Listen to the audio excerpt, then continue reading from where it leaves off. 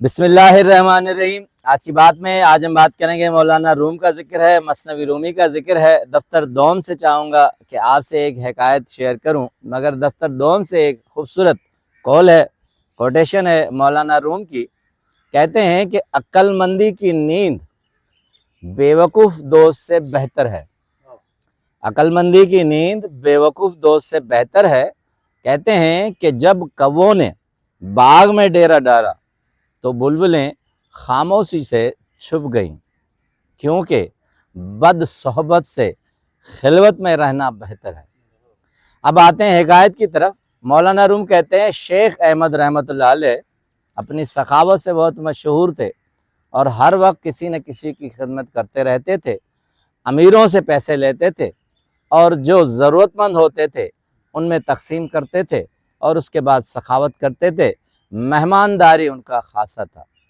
شیخ احمد رحمۃ اللہ علیہ کے بارے میں کہتے ہیں کہ اس طرح سخی تھے، اس طرح مہمان نواز تھے کہ جس طرح حضرت ابراہیم علیہ السلام کے پاس ایک دن مہمان آئے تو گھر میں کچھ نہیں تھا، اپنے ملازم کو کہا کہ فلاں شخص سے کچھ لے آؤ، وہ وہاں گئے تو وہاں سے بھی کچھ نہ ملا، مجبوراً ان کا خادم اس گدھے پر ریت لاد کر آیا اور جیسے ہی حضرت ابراہیم علیہ السلام کے پاس آیا تو حضرت ابراہیم علیہ السلام نے کہا کہ میں نے تمہیں گیہوں لانے کے لیے کہا تھا، تم تو آٹا لے آئے ہو۔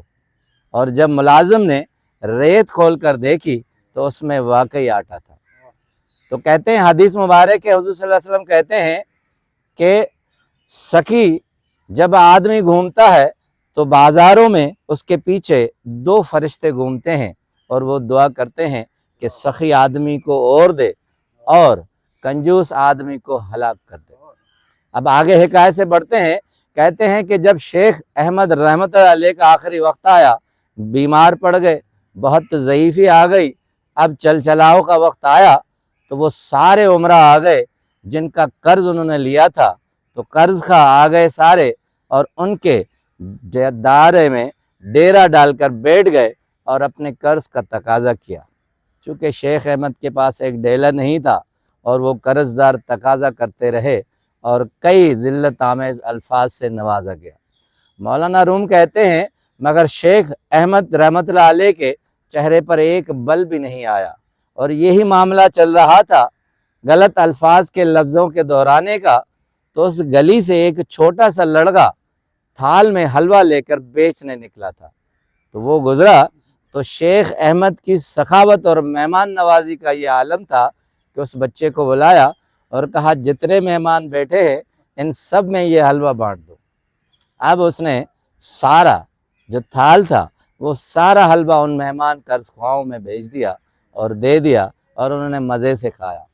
اب یہ قرض خواہ تو اپنی جگہ پر، اب اس بچے نے کہا کہ مجھے حلوے کے پیسے دو، تو شیخ رحمۃ اللہ علیہ نے کہا تو پہلے سے یہ قرض خواہ بیٹھے ہوئے ہیں، مجھے ان کو دینے کے لیے ڈیلا نہیں ہے، تمہیں کیا دوں گا۔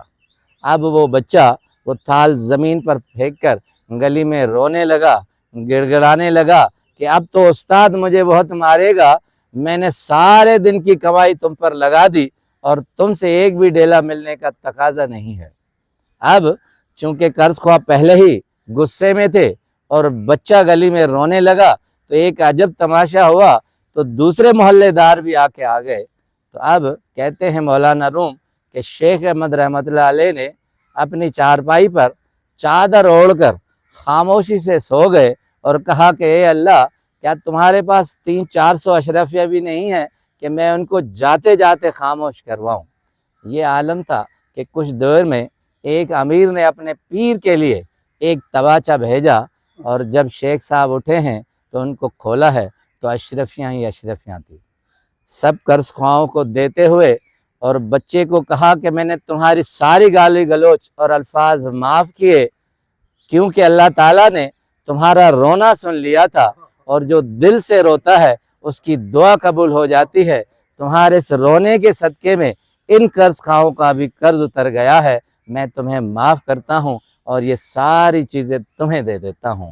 تو مولانا روم کہتے ہیں کہ جب آپ دل سے روتے ہیں، گڑ گڑاتے ہیں تو ماں وہ پروردگار بھی ہل جاتا ہے اور وہ تمہاری دعائیں ضرور قبول کرتا ہے، شرط یہ ہے کہ اپنے دل سے آپ کی آنکھوں کی آنسو نکل آئے اور دعا قبول ہو جائے گی۔ آپ کا بہت بہت شکریہ۔